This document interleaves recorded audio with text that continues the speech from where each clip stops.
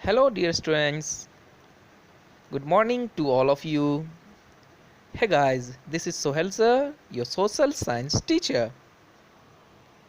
A happily welcome to all who are online learning platform. Students, today we will discuss about the first chapter of Standard 6 History. The topic is Introduction to History. In this video, we will learn more about history. So, without wasting much time, let me begin. Students, the first question that arises in your mind, what is history? Students, तो पहली बात है कि बच्चों के दिमाग में ये आता है कि हिस्ट्री क्या है या हिस्ट्री किसे कहते हैं। तो आज इसमें हम सबसे पहले जानेंगे कि हिस्ट्री क्या होता है या हिस्ट्री किसे कहते हैं। Okay, the term history has been derived from the Greek word historia, which mean inquiry or research. तो हिस्ट्री जो है एक ग्रीक शब्द है जिसको हम लोग क्या कहते हैं, हिस्टोरिया। तो हिस्टोरिया शब्द से लिया गया है जिसको हम लोग हिस्ट्री कहते हैं। उसका मानना है यानी कि उसका मीनिंग होता है इंक्वायरी यानी कि रिसर्च, जानना या फिर किसी चीज़ को तलाशना, रिसर्च करना। तो हिस्ट्री का मतलब ही होता है जानना या खोजना। History is the study of past. It can be defined as a systematic record or a study of past event in chronological order. तो स्टूडेंट्स, हिस्ट्री किसे कहते हैं? तो हिस्ट्री कहते हैं जो बीता हुआ कल होता है, यानी कि जो पुराना ज़माना होता है उसके बारे में जानना, यानी कि जो घटनाएं हमारे पास्ट में बीती, यानी कि आपको सालों दर साल पहले यानी कि हज़ारों साल पहले लोग किस तरह रहते थे, कैसे खाते पीते थे, तो उसको जानने को ही हम क्या कहते हैं, इतिहास यानी कि हिस्ट्री कहते हैं। तो जो घटनाएं क्रोनोलॉजिकल ऑर्डर यानी कि क्रोनोलॉजिकल ऑर्डर कहते हैं किसको, जो पहले हुआ फिर उसके बाद फिर उसके बाद, तो इस तरह का ऑर्डर, सबसे पहले क्या आया फिर उसके बाद क्या हुआ फिर उसके बाद क्या हुआ। जैसे अर्ली मैन हम लोग जानते हैं कि पहले कैसे इंसान तो आजकल के जैसे तो थे नहीं, पहले लोग बंदरों के जैसे होते थे, फिर उसमें थोड़ा सा डेवलपमेंट आया, फिर डेवलपमेंट आया। तो इस तरह करते करते हम लोग यहाँ तक पहुँचे हैं। तो इसको ही हम पूरा इस चैप्टर में समझेंगे। Okay students, historians have divided our past into two parts, that is prehistory and history.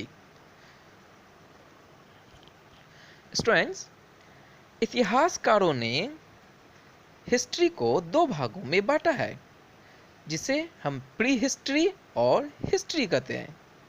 अब हम जानेंगे कि प्री हिस्ट्री किसे कहते हैं और हिस्ट्री किसे कहते हैं। ओके,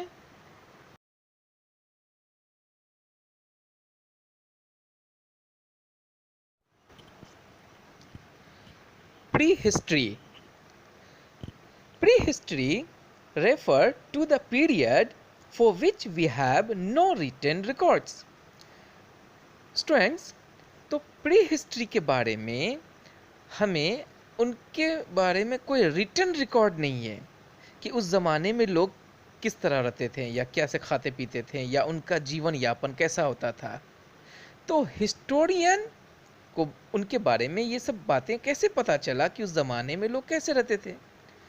तो historian and archaeologists draw conclusion about this period by studying things like fossil, tools and weapon, bones and cave shelter. तो इतिहासकार को उनके बारे में उनके टूल्स से पता चला, उनके जो हथियार थे उनसे पता चला, उनके बोन्स कैसे रहते थे, वो किस तरह शेल्टर में रहते थे। तो ये सब जो आर्कोलॉजिस्ट जो थे वो उनसे ही पता लगा करके ये बताते हैं कि प्री हिस्ट्री टाइम में वो लोग कैसे रहते होंगे, क्योंकि उनको लिखना पढ़ना तो आता नहीं था कि वो कोई रिटर्न रिकॉर्ड रखते हैं। तो वो तो घुमक्कर होते थे, एक जगह तो सेटल नहीं थे। और प्री हिस्ट्री तो लगभग आपको लगता है 20-25 हज़ार साल पहले जाना होगा। तो उस दौर में कोई पढ़े लिखे तो थे नहीं, वो एक जगह से दूसरी जगह भटकते रहते थे खाने की तलाश में। They move from one place to another place in search of food and shelter. तो उन्हें लिखना पढ़ना तो आता नहीं था कि उनके बारे में कुछ पता चलेगा, तो उनके बारे में उनके टूल्स से पता चलता है। Okay students, there are many instances such as the discovery of fire and the invention of wheel that occur in the prehistoric period. We have no idea of when exactly these developments took place.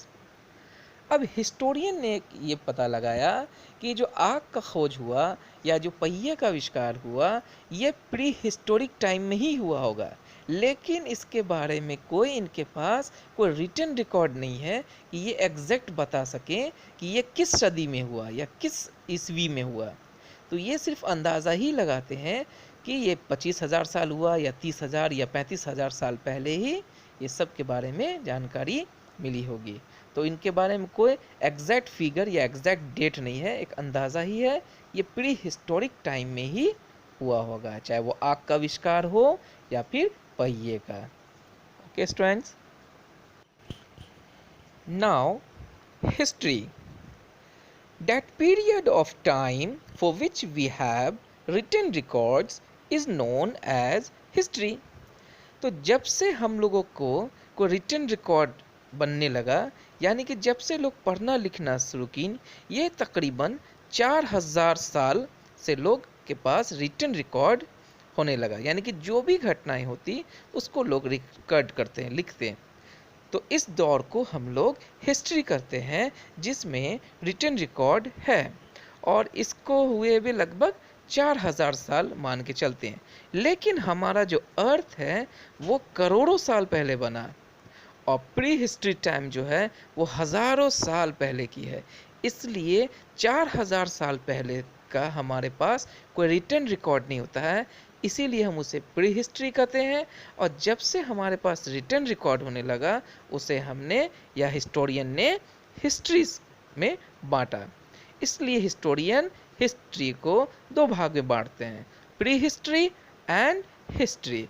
Pre history जिसमें कोई written record नहीं है, एक अंदाज़ा एक अनुमान ही लगाते हैं, और हिस्ट्री जिसमें हमको एग्जैक्ट फिगर या एग्जैक्ट डेट या एक अंदाज़ा हो जाता है ये 200 साल पहले हुआ, 400 साल या 1000 साल पहले। Okay students, why is study of the past important? बच्चों, अब आप ये कहेंगे कि हमें पास्ट के बारे में जानना क्यों ज़रूरी है। तो अब हम समझेंगे कि हमें पास्ट के बारे में जानना क्यों ज़रूरी है। The study of the past is important to know more about ancestor and the society of those time, how they lived, what they ate, what they wore, their belief and faith, their arts and craft, etc.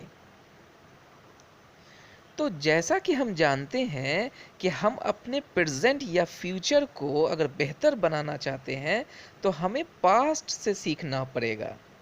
तो आज जो इंसान का जो life इतना advance या इतना modern हो गया है, ये कोई 1-2 दिन में नहीं हुआ है, इसको होने में हज़ारों साल लग गए।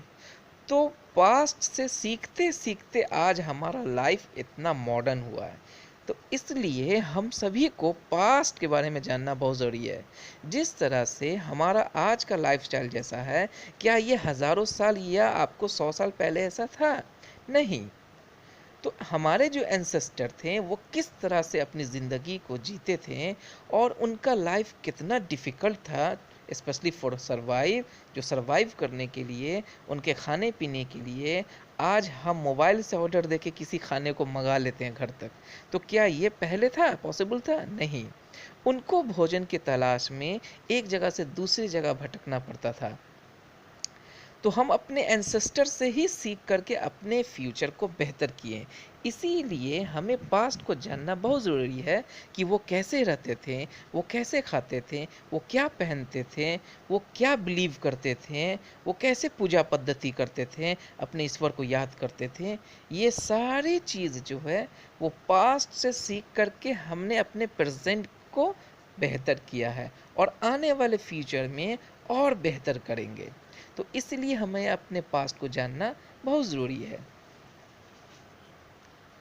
History help us in many ways to understand people and societies. तो हम जानते हैं कि हिस्ट्री हमारे हर चीज़ में मदद करते हैं जानने के लिए। तो लोग कैसे थे, लोगों की सोसाइटी पहले कैसा हुआ करती थी, उनको जानने के लिए मदद मिलता है। हिस्ट्री से हमको ये पता चलता है कि लोग पहले कैसे रहते थे, कैसे घर बनाते थे। तो जिस तरह हम लोग आज घर में रहते हैं, क्या वैसे थे? तो ऐसा नहीं है। ठीक है, उस ज़माने में लोग गड्ढा करके गड्ढे के अंदर में रहते थे, जिस तरह चूहा अपना बिल बना के अंदर में रहता है। उसके बाद उन्होंने झोपड़ी बनाना सीखा।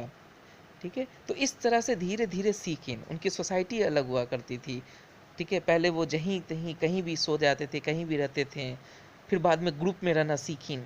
तो उनसे ही सीखते सीखते आज हम लोग अपने प्रेजेंट को बेहतर किए हैं। To understand changes and how the society will live in came to be, provide moral understanding, give us identity, teaches us how to research and analyze evidence, record the change that have taken place over a period of time। तो इस तरह history हमारी मदद करता है past को जानने में। Okay students, chronology. Do you know how historian arrange the events? They do it in the chronological order. क्या आप जानते हैं कि इतिहासकार किसी भी घटना को कैसे रिकॉर्ड करते हैं? तो they do it in the chronological order. वो क्या करते हैं? क्रोनोलॉजिकल ऑर्डर में इसको लिखते हैं। इसका मतलब ये हुआ कि पहले कौन आया, उसके बाद फिर कौन, फिर क्या हुआ, फिर क्या हुआ, इस तरह। तो knowledge of the past in the correct order give us an idea of what happened first and what came later.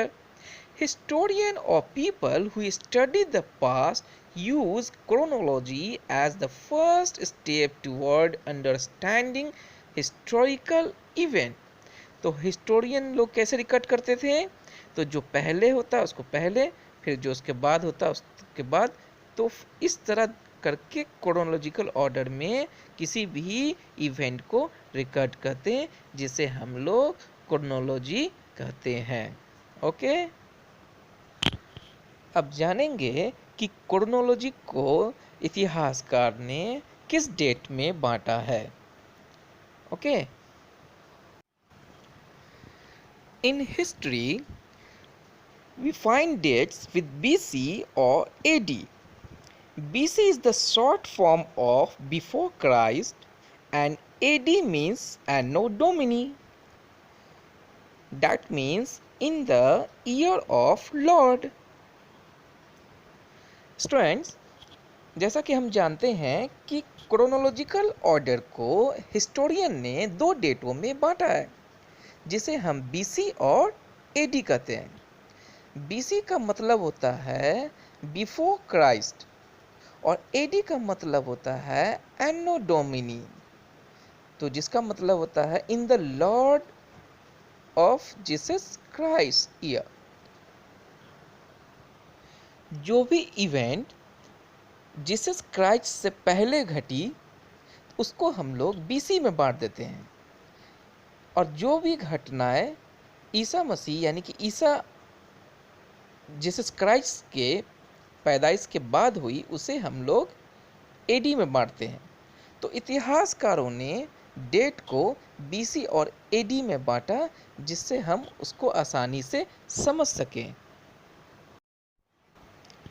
Before common era, BCE। Students, BC को हम लोग BCE भी कहते हैं, यानी कि बिफोर कॉमन ईरा भी। The birth of Jesus Christ, the founder of Christianity, is the reference point from which dates are counted.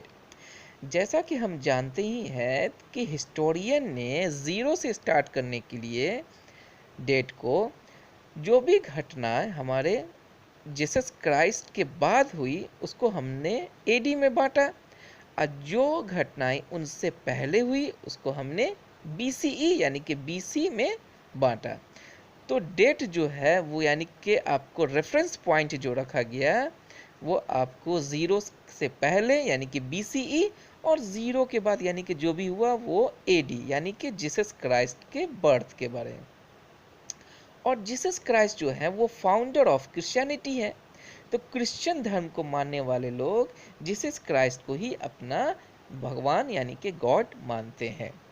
The date before the birth of Christ are referred to as BC before Christ और BCE before the common era. Okay, now common era CE. Common era is also called AD. Common era को ही हम लोग AD भी कहते हैं यानी कि anno domini. The years after Christ birth are referred to as CE, common era or AD anno domini, which is Latin means the year of the Lord, that is Christ. तो बच्चों जैसा कि हम जानते हैं कि एडी जो है एनो डोमिनी वो एक लैटिन वर्ड है जिसका माने होता है ईयर ऑफ द लॉर्ड यानी कि जीसस क्राइस्ट जिसको कहते हैं। तो डेट को काउंट करना वहीं से स्टार्ट हुआ यानी कि उनके बर्थ से ही डेट को काउंट किया जाता। उनके बर्थ से पहले जो हुआ वो डेट काउंट नहीं होता है, तो इसलिए उसको हम लोग बीसीई कहते हैं यानी कि उनसे पहले जो भी हुआ बिफोर, और जो आफ्टर हुआ उसको ही हम लोग एडी यानी कि एनो डोमिनी कहते हैं। These year are counted forward, इसीलिए इसको आगे का साल में काउंट किया जाता है, और जो इनसे पहले हुआ इसीलिए बी लगाया जाता है यानी कि बीसीई यानी कि before. Okay students, timeline. Students, have a look at this picture very carefully. इस पिक्चर को बड़े गौर से देखिए, इससे आप टाइमलाइन को आसानी से समझ पाएंगे। To enable us to understand better, they have taken the birth of Jesus Christ 0 as the cut-off period. तो इस पिक्चर में हम देख रहे हैं कि 0 को कट ऑफ पीरियड माना गया है। इसका मतलब ये हुआ कि जो भी घटनाएं 0 से पहले हुई उन्हें हम बीसी कहते हैं, और जो घटनाएं 0 के बाद हुई उसे हम एडी कहते हैं यानी कि anno domini in the lord of Jesus Christ. तो इस तरह टाइमलाइन में हम समझ सकते हैं कि बीसी किसे कहते हैं और एडी किसे कहते हैं। Okay students, now students it's time to learn geographical factors. अब हम जानेंगे कि जियोग्राफिकल फैक्टर्स क्या होता है। Geographical factors play an important role in shaping the history of a country or region. The Indian subcontinent, consisting of India and its neighboring countries, has distinct geographical features. किसी भी country के लिए उसका geographical factors सबसे अहम role निभाता है। Geographical factors कहते हैं कि उस जगह नदियाँ कितनी हैं, पहाड़ें कहाँ कहाँ हैं, किस तरह का क्लाइमेट होता है, ठंडी कितनी पड़ती है, गर्मी कितनी होती है, बारिशें कितनी होती हैं, वहाँ का फर्टाइल लैंड कितना है, कौन कौन सी नदियाँ किस किस जगह से होके बहती है, उसका पड़ोसी देश कौन कौन सा है, उसके आसपास के राज्य कैसे हैं। ये सारे जो इम्पोर्टेंट फैक्टर हैं वो जियोग्राफिकल फैक्टर में काम आते हैं।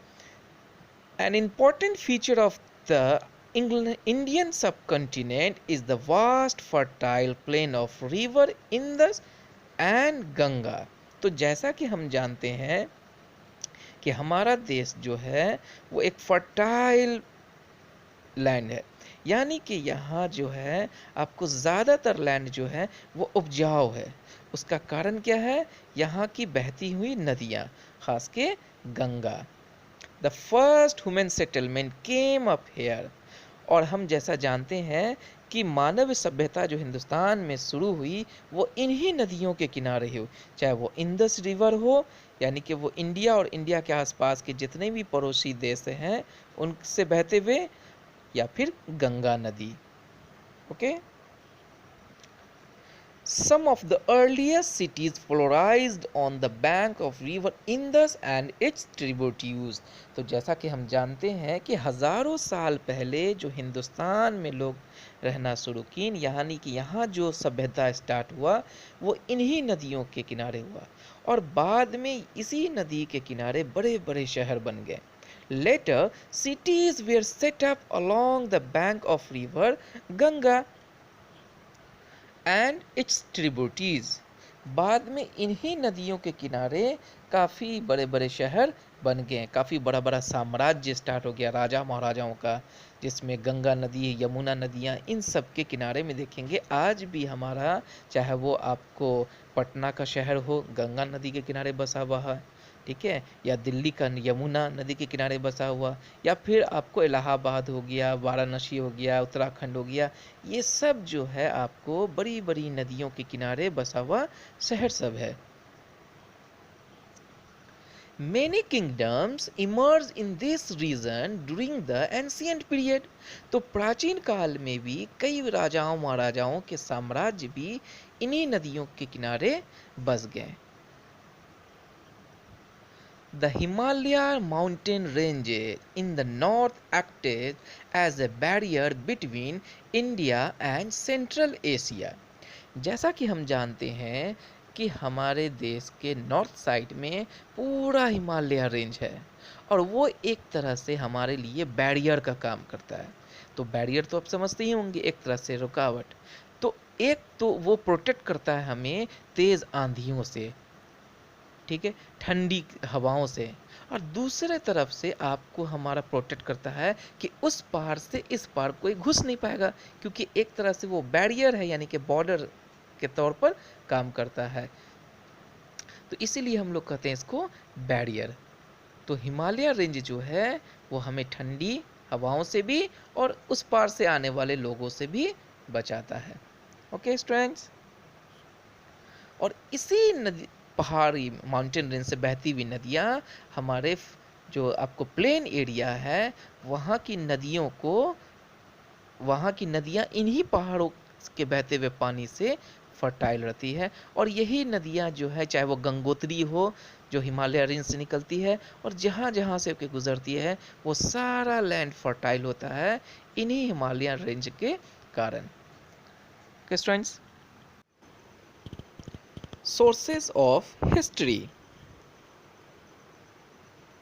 Students, do you know what are the sources for studying history? Students, क्या आप जानते हैं कि हमें हिस्ट्री के बारे में कैसे पता चलता है? तो उनका सोर्स क्या है, यानी कि ज़रिया क्या है उसको जानने का, हिस्ट्री को जानने का क्या ज़रिया है? तो there are two main sources for studying history. तो हिस्ट्री को जानने के लिए, इतिहास को जानने के लिए दो सोर्सेज मेन हैं। First literary sources and second archaeological sources. तो स्टूडेंट्स, अब आप कहेंगे कि लिटरेरी सोर्स क्या होता है और आर्कोलॉजिकल सोर्सेज क्या है। तो अब इसको हम लोग मेन समझेंगे कि what is literary sources and what is archaeological sources. Okay students, literary sources. Literary sources refer to the written records of the past. तो लिटरेरी सोर्स कहते हैं जिसमें आपको कोई रिटन रिकॉर्ड हो, यानी कि उनके बारे में कोई लिखी हुई बातें हों। Paper was introduce around the 13th century in India. तो बच्चों, जैसा हम जानते हैं कि पेपर जो हिंदुस्तान में इंट्रोड्यूस हुए वो थे 13th century, यानी कि 13वीं सदी में हाँ, हिंदुस्तान में पेपर का यूज़ होना शुरू हुआ। इससे पहले before its introduction document were written on palm leaves and bark of beech, जिसे हम लोग भोजपत्र कहते हैं। तो 13वीं सेंचुरी से पहले हम लोग किस चीज़ में लिखते थे? तो हम लोग जो भी रिटन रिकॉर्ड रखते थे वो किसी पाम लीफ में या फिर बार्क ऑफ बीच ट्री यानी कि भोजपत्र में ही रिटन रिकॉर्ड लिखते थे। These documents are called manuscripts because they were written by hand. This comes from the Latin word manu which means hand. तो इसे हम क्या कहते हैं? मनुस्क्रिप्ट्स कहते हैं। क्यों कहते हैं मनुस्क्रिप्ट्स? क्योंकि इसे हाथों के ज़रिए लिखा जाता था। उस ज़माने में कोई पेन वगैरह या इस तरह का कोई चीज़ नहीं था, तो लोग हाथ से लिखते थे, या मशीन का भी इस्तेमाल नहीं हुआ करता था जो प्रिंट हो जाएगा। जैसे आज किताबें छपती है तो प्रिंट होता है computerise. Okay, while insects, time and fire have destroyed many manuscripts, some of them are still preserved in temples, monasteries and libraries. उस ज़माने में जो भी रिटेन रिकॉर्ड्स होता था उसे कीड़े या तो खा जाते थे पेज को या पत्ते को, या फिर आग वगैरह लगने से जल जाता था, नष्ट हो जाता था। तो आज भी वो जो प्रिजर्व है, रखा गया है, या तो वो मोनेस्ट्रीज में है या फिर लाइब्रेरी में है। These manuscripts give information on a wide range of subjects like medicine, science, religious practice and belief. तो उस ज़माने के जो मनुस्क्रिप्ट थे वो हमें उस दौर के मेडिसिन के बारे में बताते थे, साइंस में क्या क्या डेवलपमेंट हुआ उसके बारे में बताते हैं, रिलीजियस प्रैक्टिस कैसे होते थे, लोग पूजा पद्धति कैसे करते थे, लोग अपने भगवान में कैसे विश्वास करते थे, अलग अलग धर्मों के लोग अलग अलग तरीके के, ठीक है, रिलीजियस प्रैक्टिस करते थे, और उनके बारे में इन्हीं मनुस्क्रिप्ट में रिटन रिकॉर्ड रखते थे। Okay students, literary sources can be classified into indigenous and foreign sources of work. अब देखिएगा कि लिटरेसी सोर्स को दो भाग में बांटा गया है। तो फर्स्ट को कहते हैं इंडिजीनियस एंड सेकंड को कहते हैं फॉरेन। अब इस दोनों को भी समझ लें क्या होता है, इंडिजीनियस क्या होता है और फॉरेन क्या होता है। तो first point is indigenous work include works of Indian writer.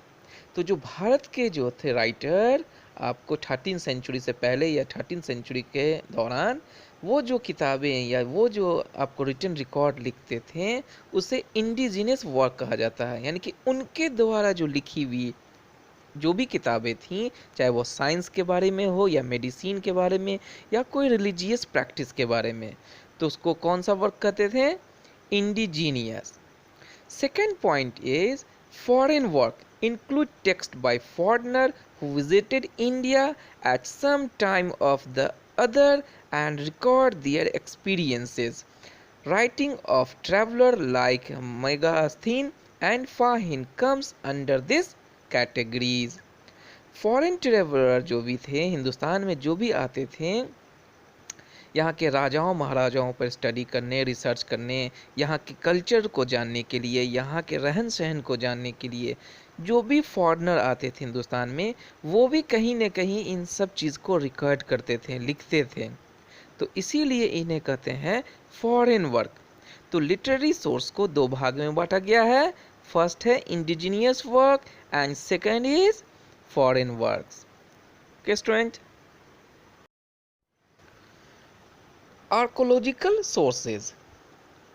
The study of the material remain of the past is known as archaeology, and a person who studies these remains is known as an archaeologist. अब students archaeological source को समझेंगे। तो archaeological source क्या होता है? वैसा source यानी कि वैसा जरिया जो हमें ज़मीन के अंदर से कोई खुदाई में कोई चीज़ निकलता है, चाहे वो कॉइन हो, चाहे वो किसी तरह का टूल्स हो, जो भी हमारे ज़मीन से निकलता है उसे हम लोग आर्कोलॉजिकल सोर्स करते हैं। या फिर आपको इंस्क्रिप्शन हो गया या कोई हिस्टोरिकल बिल्डिंग हो गया, तो इस तरह का कोई पिलर हो गया, तो इन सब को हम लोग आर्कोलॉजिकल सोर्स कहते हैं। और इनके बारे में जो पढ़ते हैं या जो स्टडी करते हैं, तो उनको हम लोग आर्कोलॉजिस्ट कहते हैं। तो आर्कोलॉजिस्ट वह इंसान होता है जो इन सभी चीज़ों के बारे में जानकारी रखता है, चाहे वो उस ज़माने का कॉइन हो, चाहे वो इंस्क्रिप्शन हो, चाहे पिलर हो, चाहे वो कोई मेटल का प्लेट्स हो, चाहे वो कोई ज्वेलरी हो, इन सब की जानकारी रखने वाले को हम लोग आर्कोलॉजिस्ट कहते हैं। Material remain often lies buried under the ground and the archaeologists have to excavate or dig them out. तो आर्कोलॉजिस्ट क्या करते हैं, जिस जगह कोई मटेरियल गड़ा होता है, ज़मीन के अंदर दबा होता है, उसको आर्कोलॉजिस्ट क्या करते हैं, निकाल करके उसके बारे में स्टडी करते हैं और तब ये बताते हैं ये कौन से सदी का है, किस सेंचुरी का है, किस राजा महाराजाओं का है। तो इसके बारे में हमें पास्ट के बारे में इससे पता चलता है। तो इन चीज़ों से हमें पास्ट के बारे में पता चलता है कि उस ज़माने में, उस दौर में लोग किस तरह रहते थे, किस तरह खाते पीते थे, उनका जीवन यापन कैसे चलता था, कैसे पहनते थे, कैसे शिकार करते थे। तो ये सब चीज़ के बारे में पता चलता है। Okay, now inscription. अब जानेंगे इंस्क्रिप्शन क्या होता है। Inscription were an important means of recording information during the past. These are writing engraved or carved on literally hard surface such as a stone tablet, pillar, metal plates etc. तो inscription उन चीज़ को कहते हैं जो किसी hard surface पर, यानी कि किसी आपको पत्थर पर कोई चीज़ लिखी हुई हो, कोई आपको, ठीक है, किसी लैंग्वेज में लिखा हो, तो ऐसे चीज़, या किसी तरह का कोई मूर्ति वगैरह बना हो, तो ये सारी चीज़ जो हार्ड सरफेस पर होता है उसको हम लोग इंस्क्रिप्शन कहते हैं। तो अक्सर हम देखते हैं कि पिलर वगैरह पर उस दौर के लैंग्वेज वगैरह में कुछ ना कुछ लिखा होता है, जिसे आम लोग अभी के दौर में नहीं समझ पाते हैं। वो सिर्फ आपको हिस्टोरिकल या फिर आर्कोलॉजिस्ट ही उसको स्टडी करके समझ पाते हैं वो क्या लिखा हुआ था, क्या मैसेज रहता है। The archaeological source material include things like tools and weapon, pottery, painting, sculpture, jewelry, coin, building and seal. तो आप जैसा कि जानते ही हैं कि आर्कोलॉजिकल जो मटेरियल होते हैं वो कौन कौन होते हैं। तो चाहे वो हथियार हो, चाहे वो औजार हो, चाहे वो मिट्टी का बर्तन हो, कोई पेंटिंग हो, कोई कॉइन हो, सिक्का हो, जेवर जेवरात हुए, बिल्डिंगें हुई, इन सब को हम लोग आर्कोलॉजिकल मटेरियल कहते हैं। इन्हीं सब से हमें उस दौर के बारे में पता चलता है। Okay students, conclusion. अब निष्कर्ष क्या निकलता है, अब इसको समझ लें। Literary and archaeological sources provide information about the past. तो स्टूडेंट्स, अब कंक्लूजन, निष्कर्ष क्या निकला कि लिटरेरी सोर्स हो या आर्कोलॉजिकल सोर्सेस से हमें अपने पास्ट के बारे में जानने को मिलता है। For a complete and accurate understanding of past event, historian have to consider all the available sources. इन्हीं सब सोर्सेस से हिस्टोरियन क्या करते हैं, अच्छी तरह से समझते हैं कि पास्ट में किस तरह से लोग रहते होंगे। So historian and archaeologist are like detectives who use all the available source like clues to find out about our past. इसीलिए हम लोग हिस्टोरियन को या आर्कोलॉजिस्ट को एक तरह से हम लोग डिटेक्टिव भी कह सकते हैं। तो डिटेक्टिव में जानते ही हैं, छानबीन करने वाला, जांचने वाला, ठीक है, सबूत को इकट्ठा करने वाला। तो हिस्टोरियन को या आर्कोलॉजिस्ट को हम लोग एक तरह से डिटेक्टिव भी कहते हैं, जो हमें छोटी छोटी क्लू से आपको उनके बारे में पूरी जानकारी मिलती है। ओके